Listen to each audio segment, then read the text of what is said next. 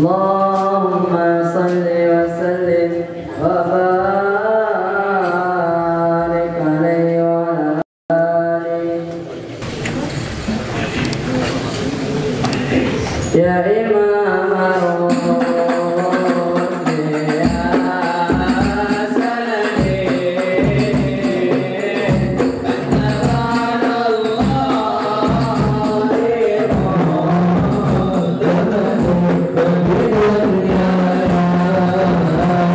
Allah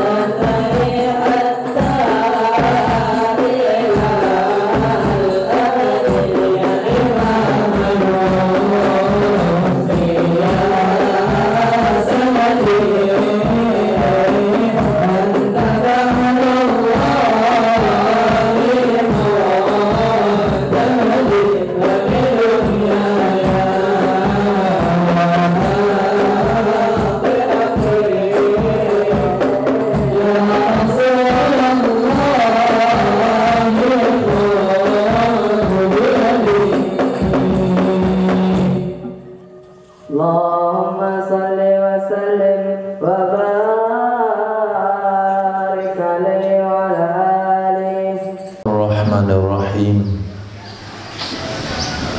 Alhamdulillahirabbil alamin. Wassalatu wassalamu ala sayyidina maulana Muhammadin sayyidil anbiya'i wal mursalin wa habibi rabbil alamin wa ala ashabil akramin wa ahli baitihi tahirin wa azwajit tahirati ummahatil mu'minin wattabi'ina lahum bi ihsanin ila yaumiddin, amma ba'd. Rabbi yassir wa la tu'assir, Rabbi tammim bil khair. Rabbana shrah lana sudurana wa yassir lana umurana wa umural muslimin wahlul 'uqdatam min lisanina yafqahu qawlana. Bisanadina al-muttasil ila imamil khatimatil hufaz al-imam Jalaluddin as-Sayyuti rahimahullah wa qaddallahu sirra wa adama nafa'a bi ulumih wa barakatihi wa nafahatihi wa madatihi wa karamatihi fid darini amin. Ahba fillah hadanallahu wa iyyakum alal huda wa taqwa. Hadis nomor 4800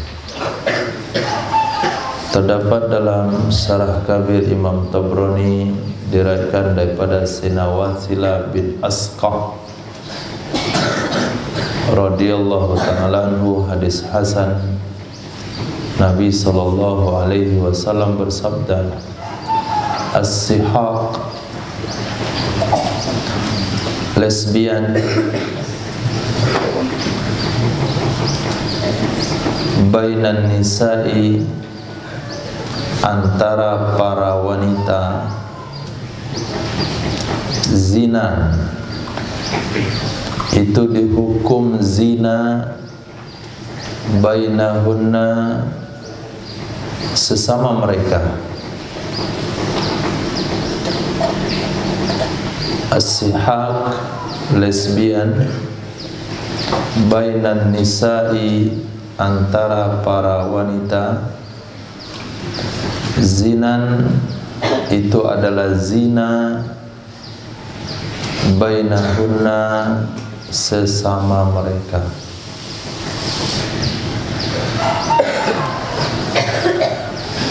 Karena dalam hadis Nabi sallallahu alaihi wasallam bersabda, zina mata dengan memandang, zina tangan dengan menjangkaukan, merabakan, zina kaki dengan melangkahkan. Jadi setiap organ memiliki potensi zina. Maka zina yang dimasukkan di sini adalah zina dengan makna am. Itu sebabnya di dalam mazhab imam kita, Imam Syafi'i rahimahullah, wanita yang terlibat dengan sihaq itu tidak dirajam, tidak dijalat, dicambuk, tidak juga ada hukum mengatakan dibawa ke bangunan yang paling tinggi lalu dilemparkan dari arah atas. Jadi hukum sihaq, tidak ada hukuman mati. Kenapa tidak ada hukuman mati? Karena tidak sampai kepada zina faraj. Bagaimananya tidak bisa sampai kepada zina faraj. Beda halnya sama luti, pelaku liwat, itu sampai kepada zina faraj. Maka hukumnya menurut pendapat yang kuat dalam mazhab kita, yaitu dicambuk 100 kali, hukum jalan. Kemudian kalau sudah menikah maka akan dirajam sampai mati. Menurut pendapat yang kedua, bukan dirajam, bukan dicambuk, tapi seperti hukum asal yang berlaku kepada kaum Nabi Lut, yaitu dinaikkan ke tempat yang paling tinggi, paling enggak menara Masjid Raya. Sumbar itu ada nilainya, ada faedahnya. dibawa ke menara masjid itu, disiapkan coran di bawah, kemudian dilemparkan sehingga sampai di bawah dia bonyok, gepeng. Kemudian dimandikan, dikafani, disolatkan, dikuburkan. Nah,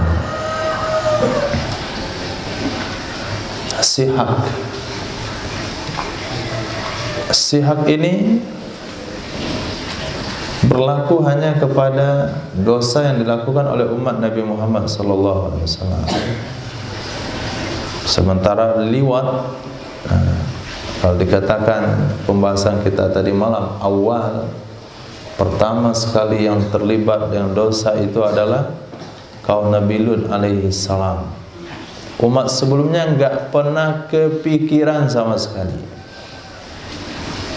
Tapi dengan kaum Nabi Lut itu pencetus pertamanya, penemu. Bisa dikatakan dia adalah penemu.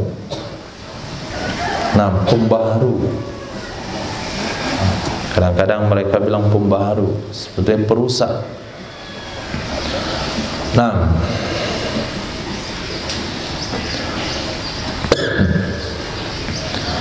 hadis berikutnya Nabi SAW bersabda, as-sahur. Sahur. Suhur atau sahur?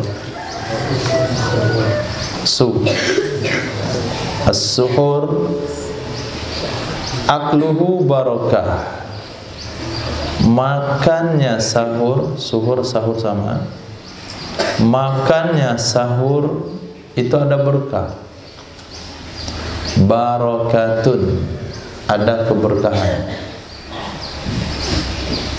Fala tada'uhu, maka jangan kalian tinggalkan akannya makan sahur. Fala, maka jangan, itu fi'il nahi, la nahi, maka fi'ilnya jadi jazam. Tada'u, kalian tinggalkan, hu, akannya makan sahur. Walaupun wagoyah ayyajra'a, bahwa meneguk ahadukum, oleh salah seorang kalian, jar'atan, seteguk, min ma'in, dari air. Fa innallaha, maka sesungguhnya Allah, wa malaikatahu, dan malaikat-malaikatnya Allah, yusalluna, mereka mendoakan. Malaikat, kalau malaikat berselawat itu maknanya mendoakan. Kalau Allah berselawat maknanya memberi rahmat. Alal mutasahirin, atas orang-orang yang makan sahur. Ini sebagai motivasi, penyemangat. Kenapa? Karena disetarakan dengan ayat yang berbunyi, innallaha wa malaikatahu yusalluna 'alan nabi. Sesungguhnya Allah dan malaikat yusalluna 'alan nabi. Tapi dengan makan sahur mendapatkan posisi yang sama, walaupun dengan hakikat yang berbeda, tapi minimal dengan bahasa yang sama. Innallaha wa malaikatahu yusalluna 'alal mutasahirin. Bagaimana kira-kira dengan makan sahur? Sampai mendapatkan bahasa yang sama di dalam Al-Quran yang diberikan kepada baginda Rasul SAW. Bahasa yang sama, tapi hakikat berbeda. Dan sampai pula nanti dengan makan sahur bisa menyaingi derajat Nabi Muhammad. Nah, itu salah istinbat. Ayo makan sahur, dengan makan sahur kita akan dapatkan maqam Nabi. Bukan maqam Nabi, maqam Sayyidil Anbiya wal Mursalin. Dengan dalil dalam Al-Quran, innallaha wa malaikatahu yusholluna 'alan nabi. Kemudian dalam hadis, innallaha wa malaikatahu yusholluna 'alal mutasahhirin. Ini terlalu namanya. Terlalu itu enggak boleh. Tapi kehormatan itu, bahasa tersebut itu cukup memaksakan diri kita untuk bangun dan makan sahur. Kenapa? Karena kita mendapatkan bahasa yang sama yang Allah berikan kepada Sayyidina Rasul. Allah dan malaikatnya berselawat kepada Nabi. Di sini Allah dan malaikatnya berselawat kepada orang yang makan sahur. Apa makna selawat dari Allah? Allah berikan rahmat dan karunia yang besar, sementara selawat dari malaikat maknanya adalah doa dengan keagungan. Ini untuk Nabi Muhammad SAW, dan doa dengan keberkahan untuk orang-orang beriman. Hadis sahih. As-sakha, pemurah. Pemurah. Khuluqullah, itu adalah akhlak Allah. Akhlak Allah al-azam, yang agung. Pemurah adalah akhlak Allah yang agung.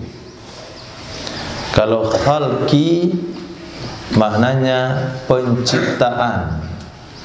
Kalau khuluqi maknanya akhlak.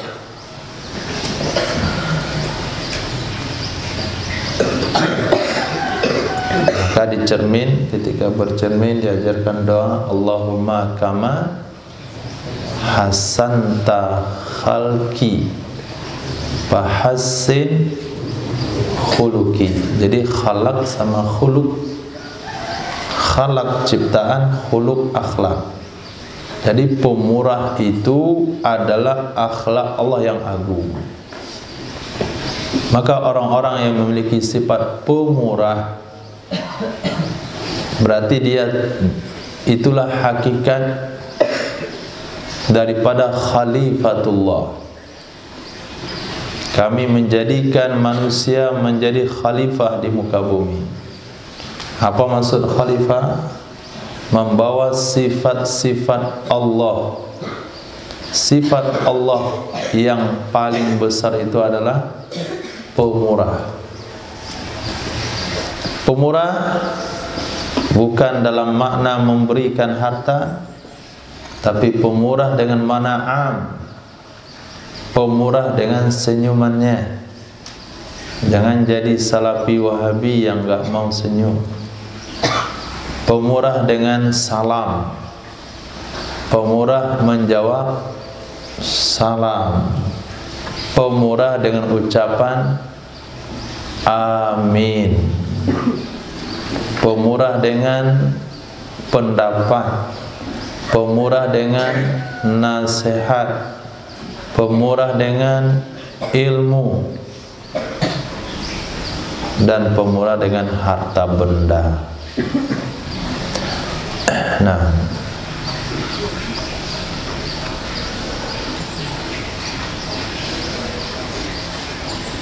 juga pemurah dengan suara. Ketika memiliki potensi suara, bisa bernasyid, nah, masuk daftar di vokalis. Nah, pandai azan. Ketika ada kekosongan masjid mana saja, waktu jam al-aram sudah berbunyi, tapi pastikan al-aramnya enggak rusak. Pastikan waktu benar-benar masuk. Yang terlalu pemurah, belum masuk waktu dah azan, itu terlalu juga enggak boleh. Pastikan dulu kiri kanan waktu udah masuk atau belum. Kemudian berikan suara semaksimal mungkin. Jadi imam juga memberikan suara semaksimal mungkin. Semaksimal mungkin. Tapi tidaklah sampai pada tahap yang dilarang. Nah, itu yang dimaksud dengan pemurah. Orang tua pemurah dengan teguran-tegurannya. Tapi ketika hari ini sifat pemurah itu enggak ada lagi. Ketika seseorang yang sudah tua melihat kejanggalan di tengah anak-anak muda, mereka sudah tidak lagi punya sifat pemurah menasihati, pemurah memberitahu, pemurah mengajar dan mendidik. Apa yang terjadi hari ini? Banyaknya pemuda, pemudi, anak-anak yang bertingkah laku kurang sopan dikarenakan tidak ada lagi sifat pemurah dari orang-orang tua untuk mengajarinya. Biarin aja lah anak orang, anak sendiri aja urus. Itu yang terjadi hari ini. Kalau dulu tidak, yang tua memberi nasihat, pemurah sekali. Bisa-bisa di kedai diceramahin. Sedang ngumpul orang-orang tua, apa kata satu orang tua? Saya dengar kamu sering marah-marah sama orang tua. Langsung nasihat, itu durhaka jadi maling kundang. Langsung ngomong lagi satunya, habis deh. Nah, hari ini nggak ada. Nah, akhirnya sifat pemurah untuk memberi nasihat itu nggak ada. Sifat pemurah memberikan teguran tidak ada. Akhirnya terjadilah penurunan akhlak di tengah masyarakat. Nah, hadis berikutnya Nabi SAW bersabda, as-sakha, sifat pemurah. Ditulis, sifat pemurah syajaratun, itu adalah satu pohon, min, dari, asjaril jannati, pohon-pohon surga. Sakha, pemurah, itu adalah sebatang pohon yang ada di pohon-pohon surga.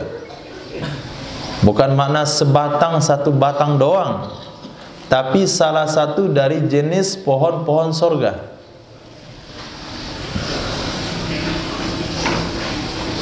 Al-sanuha, dahan-dahannya pohon, dahan-dahannya pohon, mutadalliyatun, terjuntai, terulur, fid dunia, di dunia, terjuntai, terulur di dunia. Faman akhaza, maka siapa saja yang dia berpegang, faman, maka siapa saja, akhadha, yang dia berpegang, bighusnin, dengan satu ranting, satu dahan, minha, darinya dahan-dahan tersebut, qadahu, niscaya, jawab daripada man, menyeret akannya seseorang, menuntun akannya seseorang, dzalikal wusnu, oleh demikian dahan, ilal jannati, ke surga, ke surga. Bisa dibayangkan surga letaknya di mana? Surga letaknya di mana? Di bawah arsy. Surga yang tertinggi adalah surga Firdaus yang beratapkan arsy Allah. Nah, di surga-surga itu berarti posisinya sekarang di atas. Nah, di sana ada pohon, namanya pohon pemurah, yang rantingnya terulur ke dunia ini. Maka siapa yang melazimkan sifat pemurah di dalam dirinya, berarti dia telah berpegang dengan dahan pohon itu. Ketika dia berpegang dengan dahan pohon itu, dibawa kemana oleh pohon itu? Ketika dia panjat sampai ke pangkal dahan, kemudian dia turun ke bawah sampai ke pangkal pohon, tumbuhnya di mana? Di sorga. Berarti dia akan masuk sorga.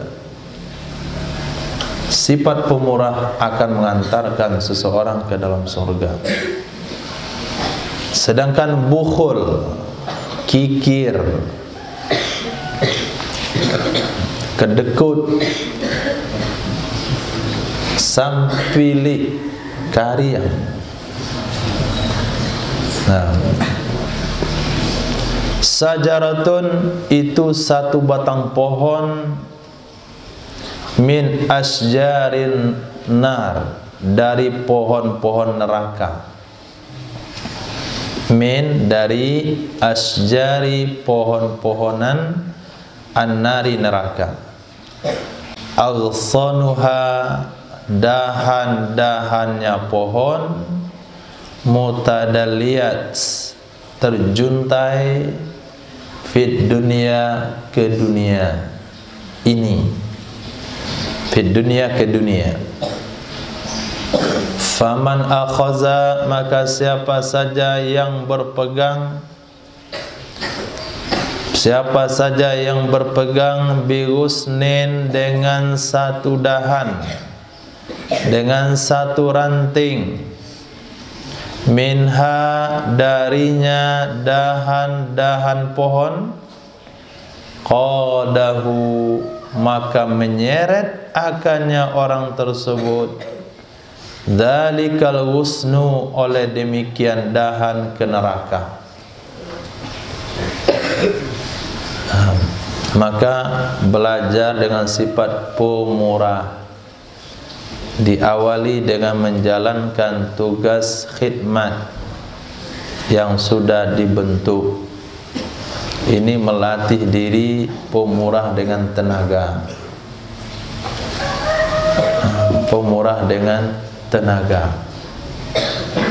Mungkin sudah kita bentuk kelompok kebersihan, kelompok penyediaan makanan, kelompok penghidangan dan sebagainya. Tapi dari sekian itu ada satu dua yang terlalu hemat tenaga. Aturan dia bisa bawa nampan sekaligus, dia bawa di dua. Ada nampan 10. Kalau dia bawa 10 bisa dia bawa di depan ke belakang. Tapi suruh kawan bawa 2, bawa 4, dia bawa 2. Dia bawa dia 1. Nah, kemudian ketika ada lauk pauk, 1 kerupuk, 1 sayur, dia pilih kerupuk. Lebih gampang bawanya. Suruh yang kecil bawa sayur. Nah, itu tidak punya sifat pemurah. Dalam waktu yang sama juga tidak punya sifat kasih sayang. Kenapa kamu yang punya otot besar, yang angkat barbel-barbelnya sampai pecah-pecah diangkat, itu kenapa hanya bawa kerupuk? Lalu antum kasih sama anak kecil yang otot belalang itu sayur yang notabene berat. Nah, jadi tidak punya sifat pemurah, tidak punya sifat memberi. Nah, maka susah, dia akan mendapatkan kesulitan dalam hidup.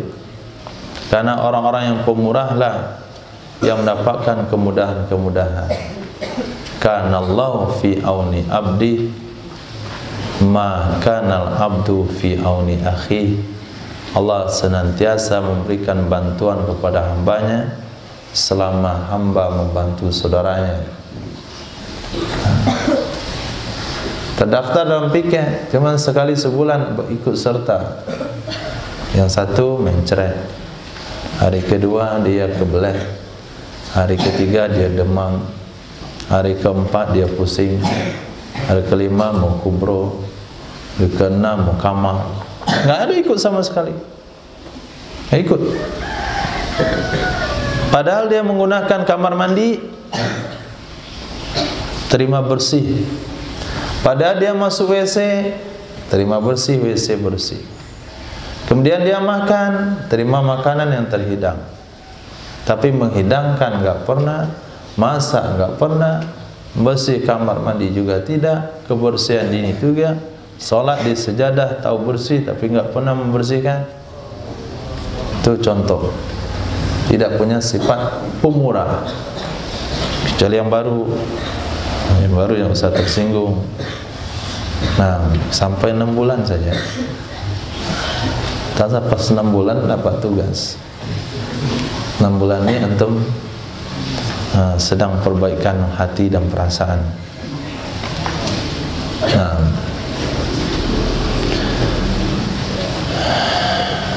Nah, jadi sesuatu itu bisa dibuat, bisa dilatih dan dipaksakan ketika masih dalam usia pendidikan.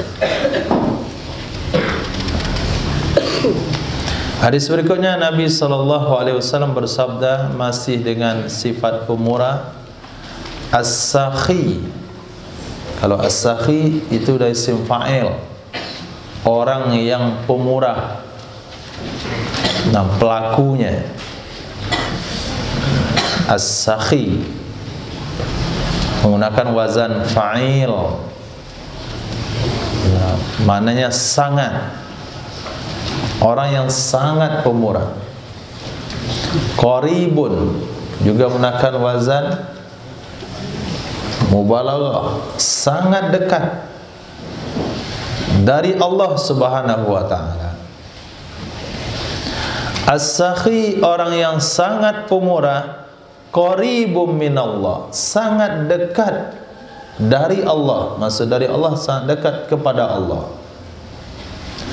Qaribum minan nas, sangat dekat dengan manusia. Qaribum minal jannah, sangat dekat ke surga. Ba'idun minan nar, sangat jauh dari neraka.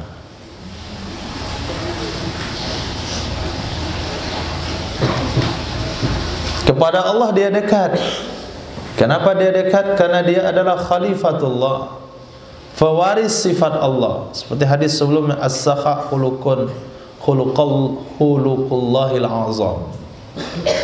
Kemudian dekat kepada manusia. Kenapa dekat? Karena manusia terbantu, manusia senang dengan kehadirannya, manusia merasa lega dengan kepemurahannya. Kemudian juga dekat ke surga.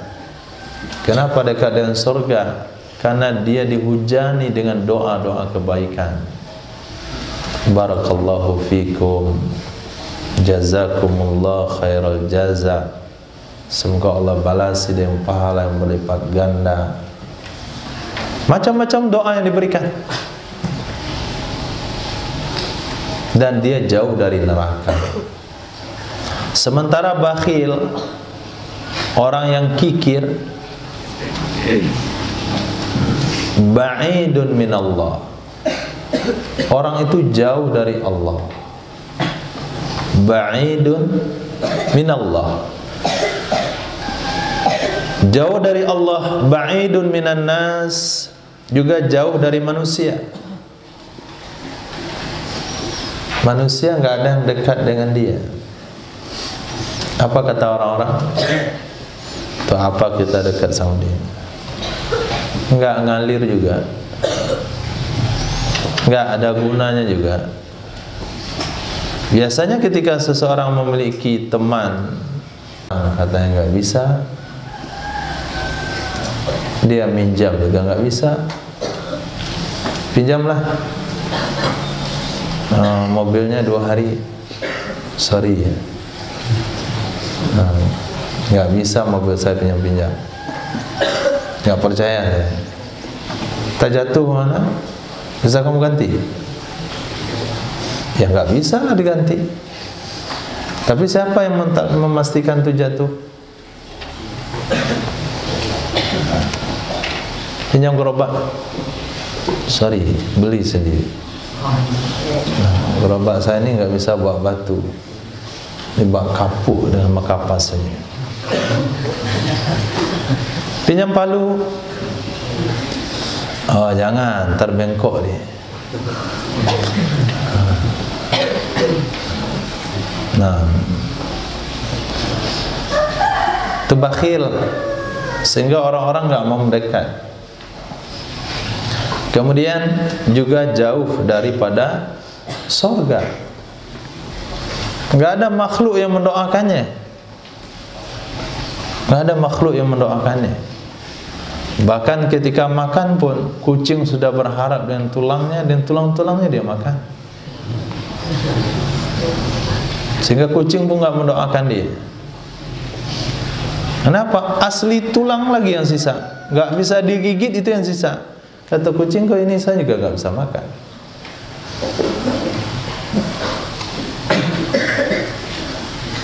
Saking kikirnya terhadap benda-benda yang tidak berguna pun, dia masih kikir.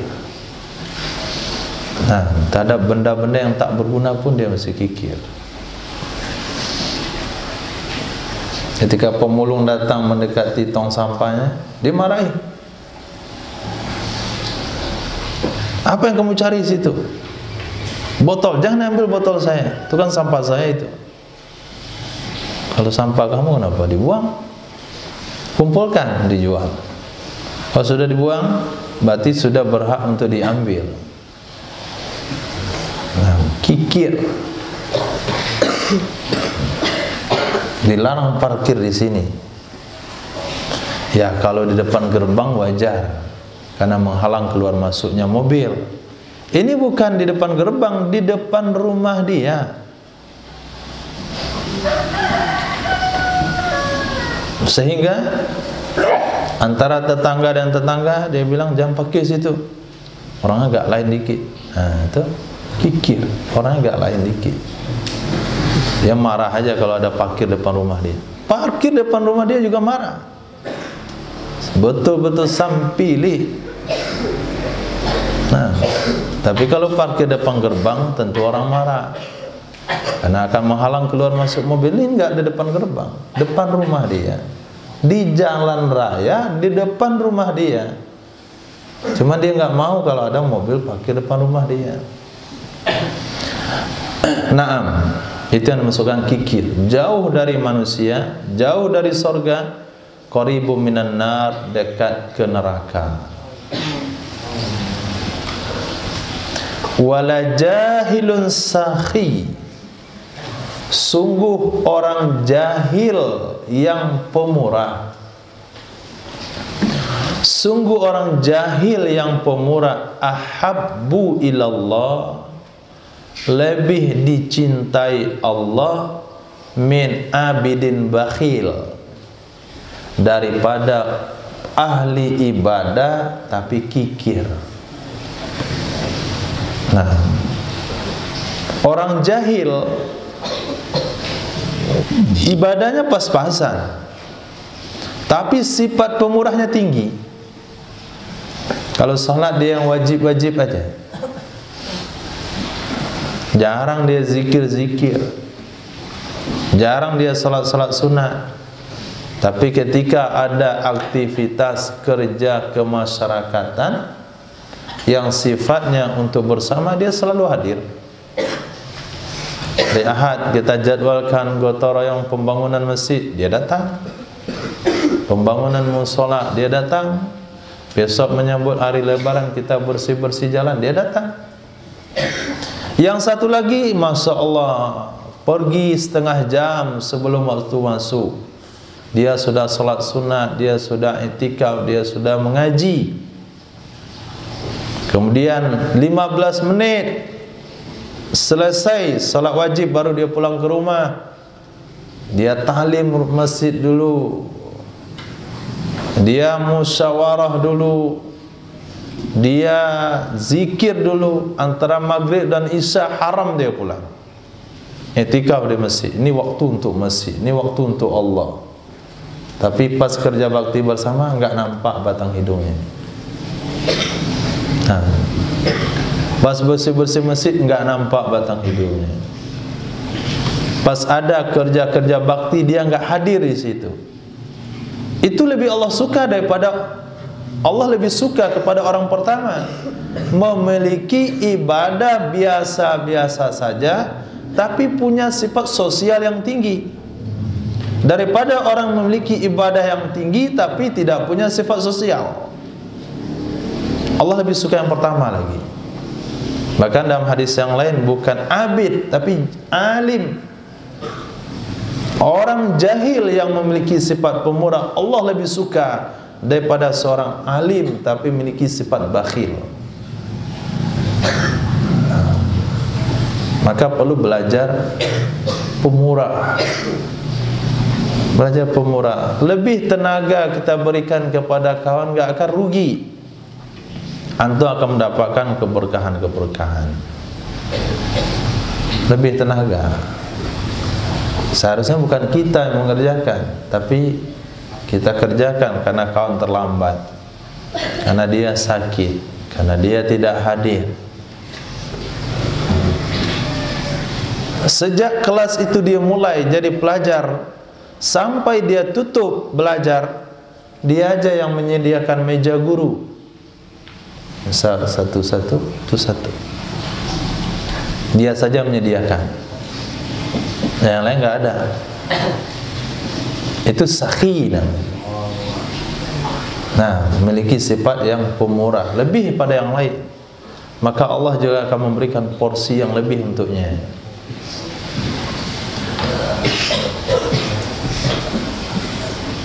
Apalagi kalau setiap makan dia aja nyuci nampan.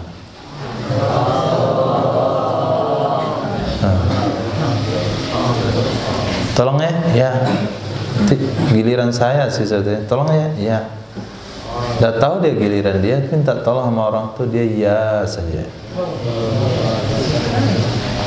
Nah, itu sakhi. Mungkin secara hukum zahir dibodohin dia. Mungkin orang berpandang dunia dijahilin. Bodoh kali kamu setiap makan nyuci nampan. Pasti orang ngomong bodoh. Apa sih istimewanya dia? Kamu aja nyuci nampan. Bodoh kali. Orang akan pandang dia rendah. Tapi Allah mengatakan dia sakhi. Nah, pemurah. Nah, hadis berikutnya Nabi SAW bersabda, as-sirru, diam-diam. Apa maksudnya diam-diam? Beramal diam-diam. Beramal diam-diam artinya amal sunat, sedekahkah, berinfakkah, berwakafkah, afdalu, lebih baik, minal alaniyah, dari terang-terangan. Minal alaniyah, dari terang-terangan. Wal alaniyatu, dan terang-terangan. Wal alaniyatu, dan terang-terangan. Afdalu, itu lebih baik. Bagi siapa? Liman, bagi orang-orang aradal iktida'a, dia berkeinginan, dia bermaksud untuk ditauladani, untuk diikuti. Misalnya hari Idul Fitri, di kampung Idul Fitri adalah momen untuk membangun masjid. Karena pada hari-hari biasa itu nggak bisa bangun masjid, nggak bisa mengumpulkan dana. Bagaimanapun target mengumpulkan dananya bersemangat, tapi yang disumbangkan itu nggak ada. Tapi ketika Idul Fitri itu hari pulangnya para perantau-perantau. Jadi kayak ada motivasi daripada seorang moderator memimpin pemungutan sumbangan pembangunan masjid. Nah, pada saat itu dari tadi belum ada keluar uang daripada perantau, pengusaha. Berdiri satu pengusaha dia sumbangkan terang-terangan 5 juta dari pengusaha cendol berkah. Jadi pulang-pulang dia di Jakarta, ternyata Jakarta dia cuma jualan cendol. Tapi ketika dia angkat tangan menyumbangkan 5 juta dari pengusaha cendol, akhirnya niat dia adalah, kalau saya pengusaha cendol gerobak keliling menyumbangkan 5 juta untuk masjid, maka yang lain pengusaha batu bara, supaya uang dari pengusaha batu bara itu keluar, supaya uang dari pengusaha transportasi itu keluar, supaya uang dari pengusaha kain itu keluar. Kan pulang para perantau dan usaha-usaha yang berbeda-beda.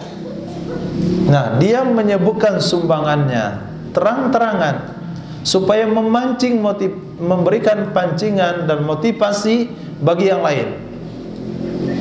Tersinggung yang punya kain.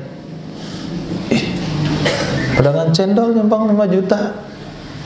Kita pedagang kain Tanah Abang 5 juta nggak mungkin sama. 10 juta baru menang dikit. 20 dari pedagang kain Tanah Abang. Nah, yang toko emas mana kira? Oh, semangat lagi toko emas. Nah, pedagang cendol yang tadi itu disebut sabik. Dia adalah orang pendahulu kebaikan. Sabiqum bil khairat. Nah, dan dia menyebutkan sumbangannya, tujuannya supaya memberikan motivasi kepada yang lain. Itu dianggap sebuah sedekah yang afdal. Oh, saya nggak mau menyebutkan sumbangan saya diam-diam saja 100 juta. Diam-diam. Pada saat itu bukan diam-diam yang menjadikan motivasi. Karena kalau kamu diam-diam, hanya kamu yang bersedekah. Tapi ketika kamu menyampaikan terang-terangan, memiliki nilai dakwah, nilai asbab hidayah bagi yang lain. Apalagi yang membuka awal dengan jumlah besar adalah pedagang kecil. Terdengar oleh pedagang permen 10 juta dari pedagang permen. Mana kira-kira? Tambah kaget lagi pedagang cendol, kok bisa ya? Pedagang permen dia 10 juta. Iya, saya punya pabriknya. Nah, bukan pedagang dong, tapi pabrik permen. Pedagang permen dia pabrik sendiri. Jadi permen dia itu dimakan di seluruh dunia. Permen apa itu? Permen karet. Hadis berikutnya, Nabi SAW bersabda, as-sarawil. Sarawil itu bahasa Arab, bahasa Padang Sarawak. Dibuang lamnya. Orang Padang biasa main buang-buang saja. Kemana? Kama. Mengapa? Menga. Siapa? Sia. Nah, itu bahasa Padang, buang ujungnya selesai. Kelapa, kelang. Nih sarawil, sarawa, buang lamnya. Celana, sarawil, celana, liman, bagi orang-orang la yajidul izar, yang tidak memiliki sarung. Sarawilu, celana, liman, bagi orang-orang la yajidu, yang tidak mendapati, maksudnya tidak memiliki izar, sarung. Wal khuffu, dan sepatu.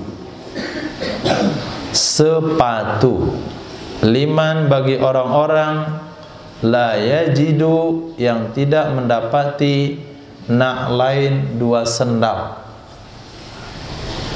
Ismail, kira-kira hadis ini bicara tentang apa?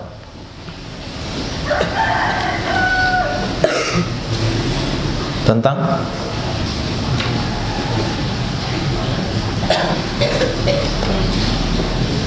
Ibnu, tentang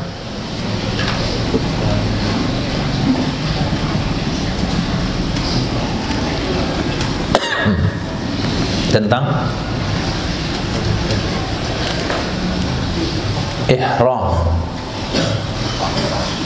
Nah, tentang ihram.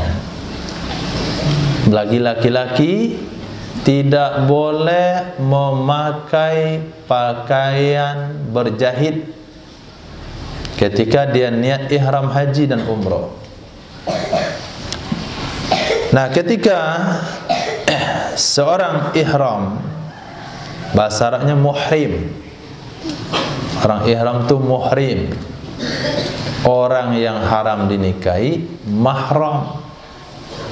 Saya nggak muhrim dan dia nggak bisa muhrim di Indonesia. Mau muhrim pergi ke Makkah situ nih umroh.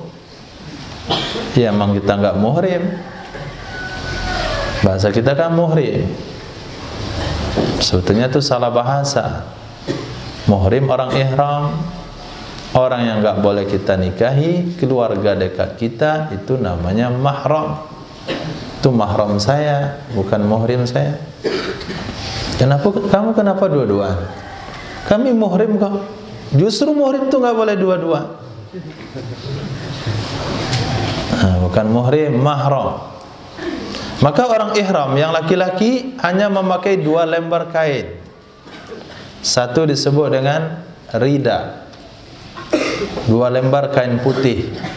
Yang dipakai di atas namanya rida, yang dipakai di bawah namanya sarung.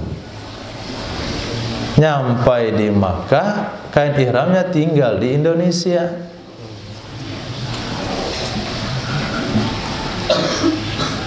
Ayo kita ihram. Siap-siap kain ihram. Sudah lama kain saya tinggal di Indonesia. Apa juga yang kamu pikirkan? Yang lain dia bawa, lengkap semuanya. Rendang dia bawa, kerupuk dia bawa, jagung rebus dia bawa. Pokoknya selera aja. Saya nggak bisa makan masakan Arab, bawa rendang di Indonesia. Lengkap semuanya. Mau ihram, kain ihram tinggal. Nah, mau dibeli uang dah habis. Shopping dia, syuting. Apa yang dibuat oleh orang ihram yang tidak punya kain sarung ini? Nabi bersabda, pakai celana. Kalau memang nggak ada kain ihrammu, pakai saja celana. Tapi denda. Nah, dan sepatu bagi orang yang tidak punya sendal.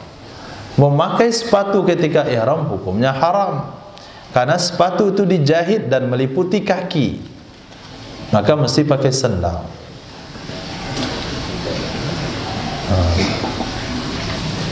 Kemudian sendal yang sifatnya lebih lebar, itu juga ulama mengatakan nggak boleh meliputi kaki. Sebetulnya nggak ada masalah. Selagi namanya sendal mau lebih lebar, mau lebih apa, nggak ada masalah. Maka ketika tidak punya sendal, sendalnya hilang, Dia kira dia tinggal di masjid kampung dia. Ketika masuk masjid, buka sendal, taruh di pinggir pintu masjid. Pas keluar, mana sendal saya? Sini saya taruh. Oh, pencuri juga orang-orang haji ni.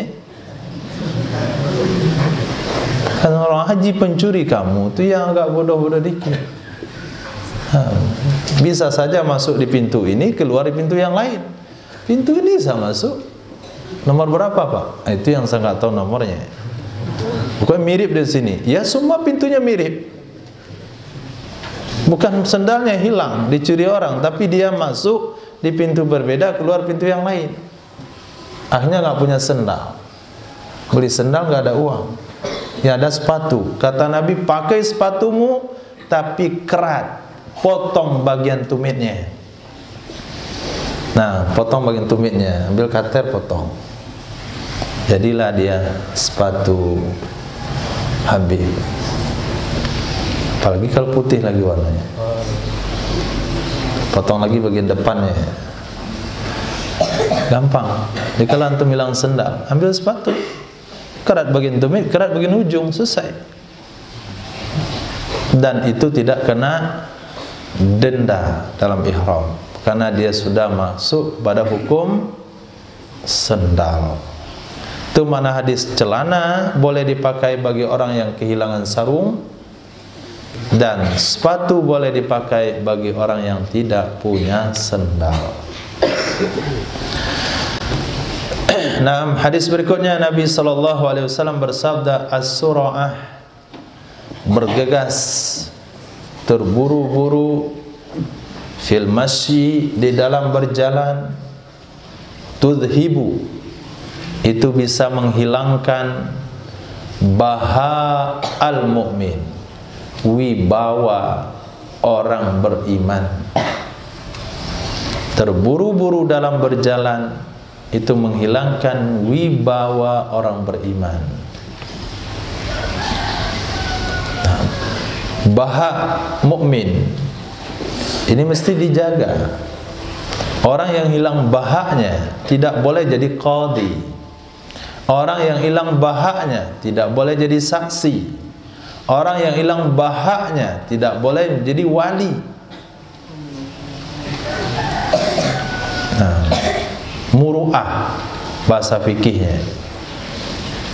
Maka orang yang dikatakan adil itu adalah tidak terlibat dosa besar, tidak sering bikin dosa kecil, dan tidak hilang bahaknya, muru'ahnya.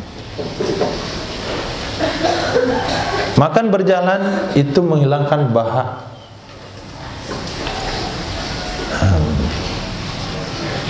Makan makanan tertentu bisa menghilangkan bahak. Di tempat orang ramai, di rumah nggak ada masalah. Ada sejenis makanan, kalau kita makan di tempat orang ramai akan menghilangkan wibawa. Makan apa misalnya?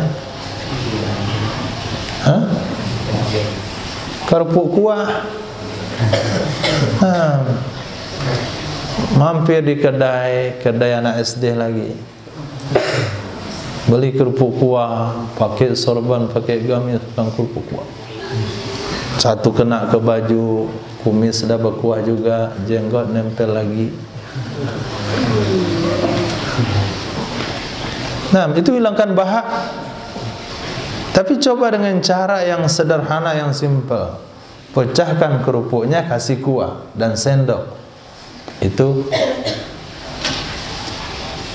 cara makannya yang tidak menghilangkan harga diri. Yang besar sama lebih besar pada nampan kerupuknya. Ini megangnya, makannya, kasih kuah, kasih mie macam. Makan di sini, sini. Dia oleh orang, oh, Masya Allah.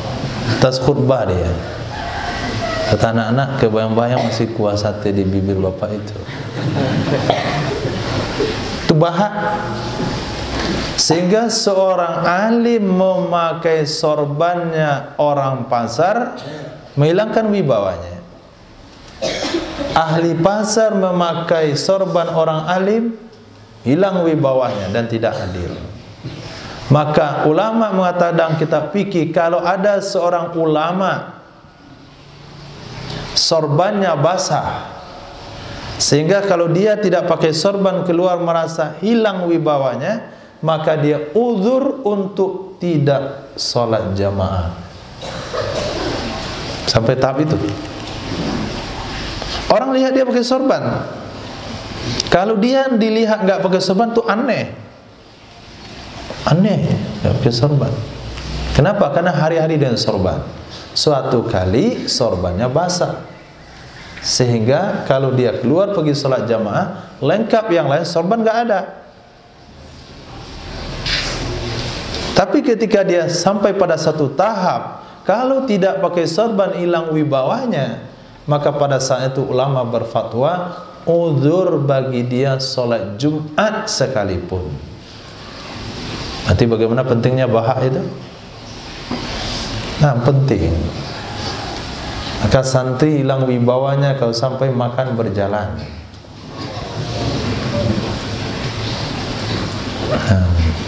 Wow saja makannya nggak berjalan. Dia makan berdiri hanya berdiri. Kecuali kalau tak kejar, baru dia lari. Nggak ada wow makan berjalan. Dia hanya berdiri maksimal. Antum lihat makan berjalan dia? Jalan makan, nggak ada. Paling berdiri doang. Kucing saja duduk dia makan. Jarang berdiri. Ini manusia makan berjalan dengan tangan kiri sambil ngobrol, mengunyah sambil tertawa, sehingga jatuh yang dikunyahnya itu keluar. Itu hilangkan bahak. Nah, salah satunya yang disebutkan dalam hadis adalah jalan tergesa-gesa. Itu menghilangkan bahaknya orang beriman. Apalagi bukan jalan tergesa-gesa, tapi berlarian. Hanya ke kamar itu saja, lari juga. Saya berpikir apa yang dikejar orang itu? Hah? Apa yang dikejar? Sesuai dia langsung lari ke dalam. Kayak ada makanan aja di dalam situ. Nggak ada. Itu akan hilang harga diri. Hari ini mungkin orang menganggap itu anak-anak biasalah. Tapi kalau menjadi sebuah kebiasaan, semuanya serba berlari, ini akan menghilangkan bahak. Nah, maka pada hari ini kita melihat kadangkala ilmu tidak dihargai. Bukan karena tidak ada orang yang menghargai ilmu, tapi kadangkala ilmu ada pada orang-orang yang tidak menjaga harga diri. Ustaz jadi permainan. Kenapa? Duduk di kedai domino itu bukan orang yang tidak menghargai ilmu, tapi kamu yang tidak menghargai. Kenapa duduk di kedai itu? Sosialisasilah, bermasyarakat 2,5 jam. Diajari pula orang mandi. Salah begitu Pak caranya. Saya jago dulu main di pondok. Wah, kacau. Ikut pula di situ. Lama jepit dan jemuran di telinga dia. Ustaz lagi Ustaz, kena jepit satu lagi ini. Besok dia khutbah. Allah, khutbah di masjid. Kawannya lihat bekas jemuran masih ada telinga dia. Maka seorang ulama, seorang pelajar agama, dia mesti tahu lingkaran-lingkaran yang menghilangkan harga dirinya. Kalau ada sekiranya tempat yang membicarakan sesuatu yang tidak menghargai ilmu agama, maka pada saat itu dia tidak layak duduk di tempat tersebut. Nah, tidak layak duduk di tempat tersebut. Masuk pada sebuah tempat bicara soal agama di situ, merendahkan, tinggalkan tempat itu. Bayar makananmu, kalau nggak habis bungkus, kemudian balik, tinggalkan tempat itu.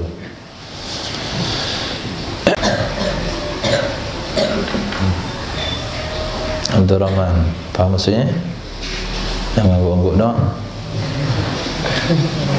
Hadis berikutnya Nabi SAW bersabda, as-sa'adatu kullas sa'adah, kebahagiaan, as-sa'adah, kebahagiaan, kullus sa'adah, benar-benar kebahagiaan. Jadi kebahagiaan sesungguhnya, kebahagiaan yang berada di puncaknya, tulul umur fi ta'atillah, panjang usia di dalam mentaati Allah Subhanahu wa ta'ala. Panjang usia di dalam mentaati Allah Subhanahu wa ta'ala. Ingat ziarah yang kita lakukan berapa bulan yang lalu? Yang usia setua itu masih sibuk dengan aktivitas taklim. Itu memang sa'adah pula sa'adah, kebahagiaan yang hakiki, kebahagiaan yang sesungguhnya. Puncaknya tidak ada lebih daripada itu. Tidak ada kebahagiaan yang mengalahkan kebahagiaan itu. Itu sudah pada makom yang paling tinggi dia dapatkan. Usia panjang semuanya berisi ketaatan kepada Allah. Setahun saja beda usia dengan seseorang yang mati syahid sekalipun, itu makom orang yang 1 tahun meninggal ini jauh lebih tinggi daripada yang mati syahid itu. Nah, seperti yang dikisahkan ketika 2 orang sahabat, 2 orang bersaudara, 2 orang berteman, satu temannya meninggal 1 tahun yang lalu, mati syahid, dan dia masih hidup 1 tahun setelahnya. Nabi katakan, berapa banyak ibadah solat yang dia lakukan telah menaikkan derajat dia dari teman dia yang meninggal setahun yang lalu. Ini bukan setahun.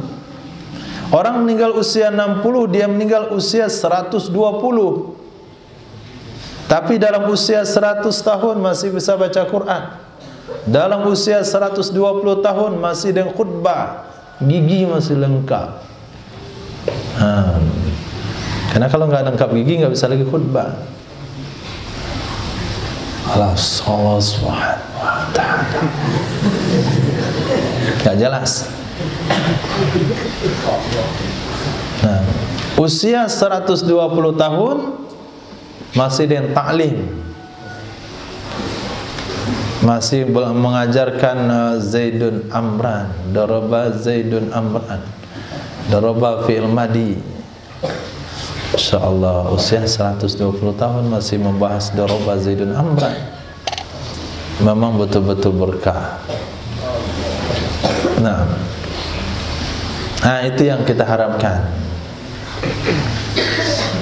Orang-orang hari ini menilai kebahagiaan itu mana? Usia tua nonton TV sambil minum kopi. Itu usia tua apaan itu? Saya sudah bahagia lah hari ini. Duduk-duduk sore-sore minum kopi, nonton TV. Katanya bahagia. Dan itu bentuk penghargaan dari anaknya yang disekolahkan tinggi-tinggi itu. Bapaknya sudah setua itu dibelikan TV nonton Tom and Jerry.